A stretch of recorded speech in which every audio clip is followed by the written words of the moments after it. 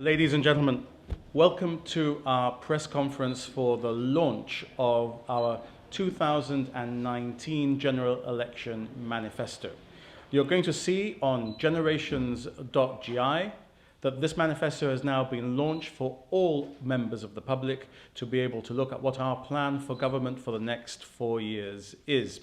For us, it's important that people understand that this election is primarily about the issues that we have to deal with in the international political sphere. It's about Brexit, it's about Gibraltar's economic future in the context of Brexit, but it is also, of course, about the Gibraltar that we build in the next 4 years.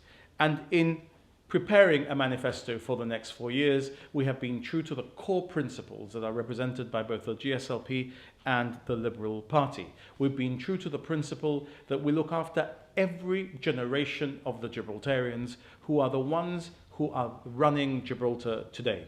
In other words, we look after those who are our children. The IVF program that has enabled us to create more Gibraltarians, those who are in school, the grant that we give on birth, the scholarships that are created for those who want to go away to study, the jobs that there are when they come back in Gibraltar with a very successful future job strategy that has worked and has completely undone unemployment in Gibraltar.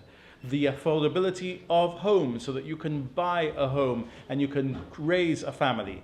The availability of rental homes also. If you need to have a rental home because you can't buy it, our manifesto sets out that we will build between 300 and 500 rental homes. When you have that family, you need to know that your children are also going to have available for them the same things that you had when you were a child.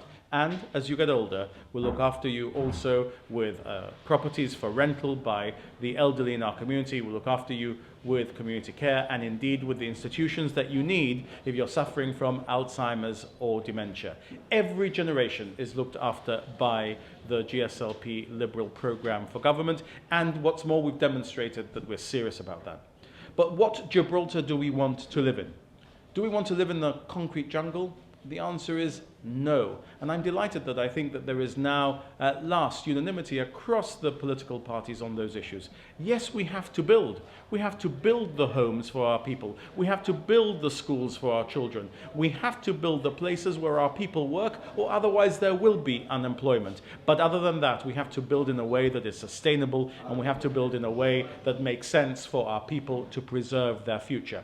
And for that reason, this manifesto is a manifesto to deliver a green Gibraltar. It's a manifesto to deliver the Gibraltar that we all want, the Gibraltar that will be the child-friendly city of the future. We don't want a Gibraltar that is not child-friendly. We don't want a Gibraltar that is not sustainable. We don't want a Gibraltar that is not green. And so when you look at the key issues that we are facing, the political issues in Brexit, the economic issues in Brexit, you have to look also at the overarching quality of life issues, and this manifesto will ensure that we deliver a great quality of life for Gibraltarians in the future also. Residents of Gibraltar, Gibraltarians will look at what it is that we are proposing, and they will see that this is the only serious, the only defensible, sustainable program for government. It's very easy at election time to promise everything. And I can see that other political parties are saying both that Gibraltar is not doing well in its public finances, but that they will deliver great projects. We're very clear about where we are, we're very clear about where we're going, and we have the record to prove it. In 2011, when we launched the New Dawn Manifesto, the most our political opponents could say to attack us was that our program was too ambitious. Well, not only was it a properly ambitious manifesto for Gibraltar in 2011, we delivered on the 2011 commitments by 2015. And in 2015, we told people that our strongest foundations manifesto was the right manifesto for that time in our history. And we have substantially delivered against that manifesto also. Where we have not, we explain in this manifesto that we understand that we had to adjust. Brexit is a huge political and economic issue. Indeed, the leader of the opposition at the time, Daniel Feetham, invited me to stop delivering against the manifesto in July 2016, but I insisted that we should deliver everything that we could. So you know that what you're seeing in this manifesto is a real program for government. It's something designed to deliver because we have the record of delivering against our most ambitious plans. You will see there is a program here for the continuation of the rollout of the new schools. You're seeing already the substance of what we've delivered in new schools. In our first term, we delivered the 2 St. Bernard's new schools. In our second term, we delivered St. Anne's, we delivered Notre Dame, we delivered the 2 magnificent comprehensives, and St. Martin's is already almost built with the fit out to be finished in the coming months. So when we say we're going to deliver a new St. Mary's and we show you the standard to which we'll deliver a new St. Mary's, you know we will deliver it. We are still already in the process of delivering the new bishop and the new governors to the designs that were already included in the former manifestos. When we say that we're going to deliver a new College of Further Education, you know it's not an empty promise. We are going to deliver it. And when we tell you that where is a car park, we will deliver a park instead, well, the skepticism was there in 2011 about Commonwealth Park. It can't be there anymore. When we say we're going to deliver it, we will, and the designs are in there. We have moved away from the other project that we had there because we listened to the ESG, to GONS, and to the GONHS, and to the Heritage Trust, and we decided to come up with a different plan, which now we know we can deliver at Grand Parade. But it's not enough to deliver new parks, because a new park does not the environment protect on its own. We've got to get people walking. And so we're going to set up a walkway opening from Orange Bastion all the way to Europa Point, a place where you will not be interrupted by traffic, a place where you'll be able to walk the wall all along Gibraltar, a historic wall, much older than the walls that make up the High Line in New York, but based on the same theory. And you'll be able to take your child on his bicycle all that route, and you'll be able to go on your bicycle all of that route. That is our level of commitment to the environment. The Northern Defences will become an adventure park for our young people, and so will the Mount. And we won't allow either of those to go to developers, as was the plan that we found initially in respect to the Mount. The area of the Nuffield or Europa Pool will be refurbished, and you'll see a magnificent shot of what that's going to look like for next summer. And there will be 2 additional parks also in the main artery at Queensway. What is now our most traffic congested lane will become an area where not just Commonwealth Park will be green, also the Midtown Park, also the Romney Hats car park, and also the car park of the Sales, which is in private ownership at the moment at the entrance to Queensway. All of that is possible if we build Victoria Quays, the Garden City by the Sea, which will take all of the parking underground and which will mean there will be more parking available, not less. But look, if you say you're not going to build Victoria Quays, then you're telling the people of Catalan Bay that you're not getting rid of the mound of rubbish there, and you're telling people that you're going to continue to see Queensway full of traffic. A commitment to the environment is to do things in a different way. It's not a commitment to do nothing, as some others seem to believe. So if you look at what we are doing in all of those areas, we're going to deliver 7 more parks in Gibraltar, because in the area where St. Martin's was, we're going to deliver a new park for the North District at Glasses, which will be a magnificent area for children in that area to enjoy and play, alongside the adventure playground, which is being finished now and which we promised would be there in the area of Laguna. So all of those issues will deliver the Gibraltar that people want to see in the future. In the next 4 years, we're going to put all of our ambition and all of our effort to deliver the Gibraltar that you see in this Green Gibraltar Manifesto. We have done it before. Our opponents simply call us hyperactive. They say that we do too much. Well, look, if you're standing to be a minister in Gibraltar, if you're standing to be the Chief Minister of Gibraltar, you have to earn your crust. You have to work 24 hours a day to deliver against the program that puts you in government. And that's what I have done in the past 8 years. That's what all of the ministers who have been proud to share cabinet with have done. And that's why we've delivered amongst the most ambitious manifestos that Gibraltar has ever seen. There is, of course, an important issue facing Gibraltar, which is Brexit, as I alluded to earlier. We are the team that has been in power in Gibraltar since Brexit was even first mentioned.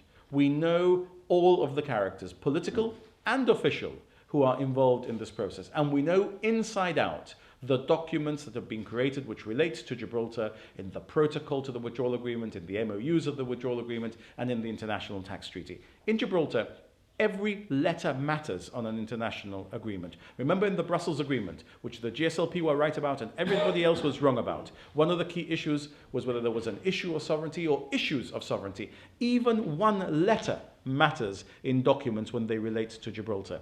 We are the ones who know those documents inside and out. And therefore, when you have to consider who should be the ones dealing with this issue as it comes to a head at the end of October or potentially thereafter, we are the ones that need to continue to hold the teller steady for Gibraltar. Look, it's very clear to me that Keith Asobaldi has no plan for a hard Brexit, and he has no plan for what happens if there is a withdrawal agreement. On GBC earlier this week, he said that there would not be an agreement, that Boris Johnson could not pull one out of a hat like a magician. Already, there is traction on a potential new agreement. We don't know whether it will succeed or not. But if there is a withdrawal agreement, then it will apply to Gibraltar if you keep to the MOUs and if you keep to the international tax treaty.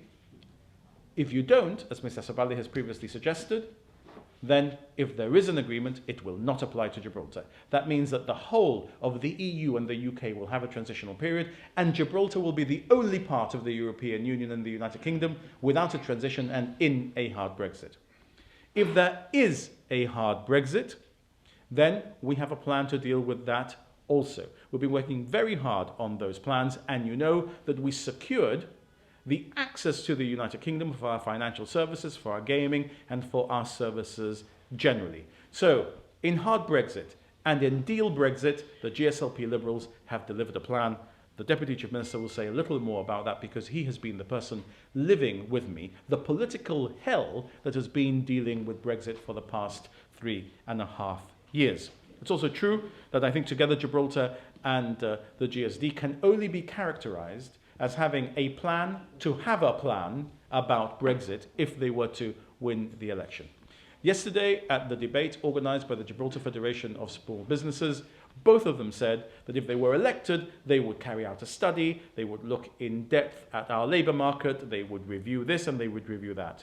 That is to say to the public in Gibraltar that they will do the work now that the Deputy Chief Minister and our Brexit teams did together with me 3.5 years ago.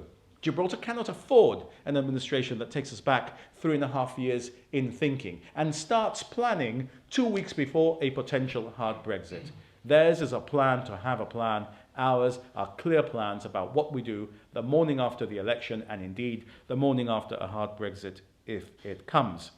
And alongside our political plans is the economic plan, the post-Brexit economic plan that is contained in this manifesto that has been published already online and which sets out how we will ensure that our economy continues to grow as Sir Joe Bossano has predicted that it will. Joe Bossano has been able to predict the growth of the Gibraltar economy accurately in every election since 2007, and indeed before that. In that period, he's always been able to show where the GDP is going to get to. Why has he been able to do that? Because he has a clear view of what that growth is going to be year on year. We've grown by 8 to 10% for the past 8 years, which is remarkable growth. But as the world now once again looks at a potential recession, with the US and China at each other's loggerheads on trade, with Germany about to go into recession, Joe Bossano is predicting 2.5% growth for the next 2 years and 5% growth for Gibraltar for the second 2 years as a minimum. He is predicting that Gibraltar will continue to grow where other nations will enter stagnation or recession. You'll hear a little more about Joe and his economic plan in coming days, and indeed, I hope in a few minutes he'll be able to join us to tell us a little about the highlights of those issues. But alongside the economic plan, you have the political plan for Brexit also. All of those things together. The Gibraltar that we want to see for our children. The Gibraltar that is ready for any contingency in Brexit, hard or agreed Brexit. And the Gibraltar that has an economic plan is the Gibraltar of the future if people go out and block vote the 10 GSLP Liberals. We have given an extraordinary amount of detail in 148 pages of manifesto. We're telling you exactly what we will do. We've done that before. It looks ambitious, but it's right to be ambitious. I believe in Gibraltar and I believe in the Gibraltarians, and I'm ambitious for the future of my children, your children, and all of Gibraltar. It would be unforgivable to be less ambitious for Gibraltar, especially at this moment. This is the last time I'm going to ask the people of Gibraltar to make me their chief minister. And this time, I'm going to make sure that after this, nothing will be the same. Thank you very much for the opportunity to present this manifesto to you. Before I hand over to the Deputy Chief Minister, I just want to make one reflection. Since 2011, when I presented the New Dawn Manifesto, I have been working with Stephen Pereira, who's a graphic designer, to present these manifestos to you. He is the artist behind what you are seeing, and without him, you would not be seeing the future of Gibraltar set out as clearly as you have since 2011. And I want to say a special and particular thanks to my co-conspirator in planning these manifestos, Stephen Pereira. Thank you very much for listening. The Deputy Chief Minister, Jose Garcia, the leader of the Liberal Party. It is clear from everything that has been said by others in public that this manifesto will be the only serious programme for government. As Fabian has said, it contains 148 pages, and it outlines what we've done and explains what it is that we are going to do going forward.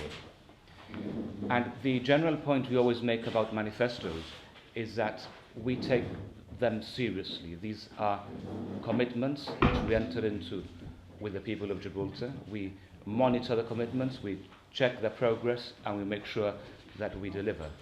And I think what we've shown with our 2011 and our 2015 manifestos is that we do what we say, and that we deliver what we said that we were going to deliver. You remember, in 2011, our manifesto was described as being too ambitious and too expensive, and yet we delivered. And as the Chief Minister has rightly said, Brexit covers every angle of what it is that we are setting out to do. And in any sense, we are also the people who have Brexit covered. We've managed to, there have been several work streams which have been ongoing since the 2016 referendum. We've been working on a deal Brexit, which is the withdrawal treaty concluded in November of last year, that safeguards and protects the interests and the wishes of Gibraltar, and it takes us forward into a transitional period which would end at the end of 2020. The importance of that cannot be underestimated. Bear in mind, we started this process with Margallo in the Spanish Foreign Ministry, and we nonetheless persevered and worked hard and engaged with all the necessary players to ensure that the position of Gibraltar is protected in the withdrawal treaty. The second work stream involves working for a no-deal Brexit. You have heard a lot of that recently. We have opened a Brexit information office. We intend, as government, to deliver a Brexit booklet to all households in Gibraltar, making sure that people know what it is that they have to do in relation to their passports, their driving licenses, and also informing the business community as to what it is that they have to do. So we've worked extremely hard on those two work streams already, and also a third work stream, which is the future relationship between the United Kingdom and the European Union. Those negotiations will start immediately if the treaty comes into effect, and it will mean, as opposed to the work that has gone on in relation to the withdrawal treaty, that there will be a set of some 40 different negotiations being conducted by 40 different negotiators on different topics at the same time. So there will be some on transport, on environment, and another issue. And it will all happen at the same time. We've engaged already very closely with the top players in the United Kingdom, indeed with the negotiators across the board. We know the personalities involved, they know us. So I think it makes sense to continue, for Gibraltar to continue with the team that we have in government today, because we have built the personal relationships with the people who are in government as ministers or in government as officials in the United Kingdom. And also, and Joe will explain the Brexit dimension of the economic plan that we put forward in our manifesto to the people of Gibraltar. So we have the expertise, we have the team, and we have the plan to deliver Brexit, to deliver a safe Brexit to the people of Gibraltar. We ask them to vote for us on our record, to vote for us on the basis of what we are going to do as well, but also, above all, to remember the potential implications that Brexit may have for Gibraltar. And this is not the time to change the people in government. We are the ones, as I said, with the experience, we are the ones with the knowledge, with the personal relationships with the people in the European Union and in the United Kingdom to be able to take Brexit forward. So my message is that keep Gibraltar in safe hands. Thank you very much indeed. The founder of the GSLP, former Chief Minister of Gibraltar, leader of the opposition, the man who has been credited by his staunchest political opponents as having had the talent and ability to reposition the Gibraltar economy in the 1980s when the MOD withdrew. Indeed, when Sir Peter Caruana left Parliament, he was particularly clear in wanting to set out his view about Joe Bossano's ability at that particular time in our history is Sir Joe Bossano. Since he last stood for election as plain old Joe, Her Majesty has wanted to recognize his contribution to Gibraltar politics by knighting him, and it gives us all great pleasure to call him Joe just to see the look on his face rather than Sir Joe, which is what we should all be calling him. Over to you. Plain Joe, not plain old Joe. Plain Joe. I think the way that you understand, you need to understand what we're doing with this. We produce a national economic plan, which is a strategy, which will deliver all the promises that we made in the manifesto. And we do it by projecting 4 years ahead what the results will be. And generally, we're out by a few million in 2.5 billion. On this occasion, we have something that is there, has been part of our vocabulary all the time, but I don't see other political parties realizing the magnitude of what is involved. I think perhaps the only way that I can explain it in a way that others may understand it is that in terms of what the work that I have done since I was elected in 1972 on the economy of Gibraltar, it has always been as a member of the European Union. That is to say, the first legislation which I voted in 1972 was the legislation to join the Union. So there has never been, in my experience of the economy of Gibraltar, where I have been involved as an elected representative, any time when we were not in the European Union, except for the few months after the 1972 June election, when there was a meeting of Parliament, and that meeting was devoted to joining. Since then, the entire economic framework has been that of the EU.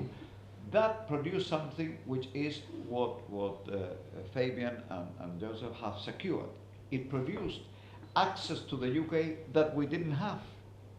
That is to say, before we joined the Union, we had less access to the UK market than after we joined the Union. And when we joined, there was an argument that the United Kingdom could possibly reject, which was, well, look, we couldn't have a situation where Spain would have greater access to the UK than we would have. So, in effect, what they did was create a concept invented by the Foreign Office, that always invents very strange things, that for the rest of the EU, we were part of the UK, and for the UK, we were the rest of the EU. And this is why the first thing that happened, I think the first time in our history, where there was almost a recognition of our place as a nation, there was an international treaty on reciprocal health service that was signed by the Minister for Health, who was Montegrifo at the time, and the Minister for Health in the United Kingdom. This is the first time an agreement was saying, you know, our UK nationals will be given free healthcare in Gibraltar, and Gibraltarians will be given free healthcare in the UK. That relationship, that triangle where we are seen as coming from the EU to go into UK, and seen as coming from the UK to go into the EU, is what disappears at the end of this month. What we've been able to preserve is two sides of that triangle. We believe that that will prove to be very valuable. That is one of the positive things about coming out of the EU, that we've been able to salvage something that we only got as a result of having joined in the first place, and that is part of the considerations of the new economic plan. This new economic plan will be set into motion at the speed at which the one in 1988 happened, which people did not believe. In 1988, those of you who were around then, don't know how many, people used to go down to Waterford to see this island emerging from the sea, getting bigger every day. I can tell you that I have already got arrangements for the week after the 18th to start taking the first steps to have the site for off-site manufacturing for buildings. This is where the industry is now compared to where it was in 1990 when we had the building components factory in Gibraltar. It's different technology, but the same principle. Gone much further, because there you build the components, which was a skeleton, and today you can actually build the entire flat elsewhere. And of course there are huge advantages in terms of speed and huge advantages in terms of cost, because on a building site you are subject to the weather, and there are things that you cannot do if the weather doesn't allow you to do it, so you have to close the sites. When the system that is now being used in the United Kingdom, they've just announced a couple of weeks ago that the government is devoting £2.5 billion to promote what is called MMC, modern methods of construction, and will have to be providing new skills for the people who are going to be working in that system, because effectively the system produces everything that you need off-site, and you just assemble it on the site and build your building. So while you're doing, for example, foundations in Gibraltar, your actual buildings can be growing somewhere else and be brought here. We have got already arrangements for me to visit a potential site within 4 days of the election result being announced, if we win and if I'm sworn in. Of course, none of this will happen if the GSLP and Liberals are not in the government, because nobody has got anything comparable to this ready to be put in place. We need to move at that speed, because we don't know what it's going to be like to be outside the European Union, but the world that we left in '72 is no longer there. What existed in 1972 does not exist in 2019. But the relationship that we're going is taking us back to where we were in '72, except that we're going to be slightly better off, or maybe very much better off, because of greater access to the UK, and certainly the political relationship that Fabian and Joseph have created, you know, which has already survived 3 prime ministers, means that most of our problems historically when dealing with London have been getting things past officials. We've never had the ability to shortcut the system, which Fabian has now got, and Joseph has now got, and therefore if there are things in my delivery of this plan that somehow get stuck because of something that is required from London, then I know that we are able to have access in a way we never had before. The important thing about this is that there are things that are going to change because they have to change. And one of the things that has to change is the nature and the composition of our workforce. Yeah. And that means instead of our workforce growing at about 2,000 a year, which is predominantly low-paid workers, we're going to have a workforce that is higher skilled, we're going to have much more training, and we're going to have much more self-sufficiency. And therefore, what we will be seeing, very detailed accounting here, is something that will be not easy to deliver totally in 4 years, but I'm very confident that it will be delivered, and that we will start the delivery within a matter of days. So as usual with Joe Bassano, you get the passion for Gibraltar's economy and economics, and We're going to have a specific press conference just on the economic plan, once you've had an opportunity to see the detail of it in the manifesto, so that you're able to ask us detailed questions on it. We are the ones who are not running away from the questions about what will happen the morning after to Gibraltar's economy, the morning after a hard Brexit, the morning after the general election, the morning after a transition, or indeed if there is a no Brexit. So we are ready for all of those questions, and we'll be holding a specific press conference on that. If I might just reflect on the fact that Joe is a young 80 years old, and if there's one thing that has not been blunted at all by age in Joe Bossano, it's his ability, it's his commitment, and it's his passion to Gibraltar. And every time I hear somebody talk badly about Joe Bossano, I wish they would just reflect, in the time that they're talking badly about him, a little bit of the passion that he has for Gibraltar, and if they turn that into a positive passion for Gibraltar, they'd be doing more for Gibraltar than simply being so negative. Indeed, forget all the negative that you're hearing in this general election campaign from the other parties. They have to tell us their positive case for Gibraltar, and if they're not talking positively about Gibraltar, it's because they have nothing to say. We aspire to deliver the best Gibraltar than we can be. We're going to build a child-friendly Gibraltar, and we want you to build it with us. We are a committed and a hard-working team. That's why you have from us the longest of the manifestos and the most detailed manifesto in this general election campaign, because we work harder, we put in more hours. That's why we've got the first poster up, because we work harder, we put in more hours. And if we are passionate enough to do that on something as simple and straightforward as a poster, that's why we're passionate enough to do it with the running of Gibraltar every day at every level. That marks the difference. And that's the team of 10 that have been with me until now. We're losing Neil Costa and we're adding Vijay Dadianani with the same level of commitment and hard work, and that's how we will deliver for the future. When the new dawn came in 2011, we rose to the challenge and we delivered. When it was time to lay the strongest foundations in 2015, we rose to the challenge and we delivered. So now, let's aspire to the best Gibraltar than we can be.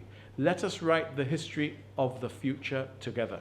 Vote for the 10 GSLP Liberal candidates. Block vote the 10 GSLP Liberal candidates if you want to be sure of a GSLP Liberal government on the morning of the 18th of October. This is not a change election. This is a seminal moment in our history. All the party leaders are saying it, but the inexorable conclusion is that this is a time for stability. This is a time to ensure that we keep strong hands on the steering wheel of Gibraltar PLC. This is a time to vote for the GSLP Liberals again. Thank you very much indeed. We're happy to take your questions.